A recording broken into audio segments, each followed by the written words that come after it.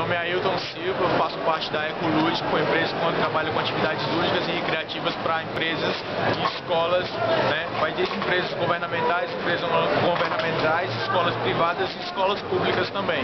Fazemos um trabalho junto com parceria com o Museu do Mangue também, né? Estamos a primeira vez aqui na Feira do Empreendedor, né? Participando com a empresa oficializada junto com a incubadora, né? Nós somos uma empresa incubada no Instituto Federal de Ciência e Tecnologia do Estado do Ceará, o antigo Escola Técnica, o antigo Cefet também, né? Nossa expectativa aqui com a feira é muito grande, né?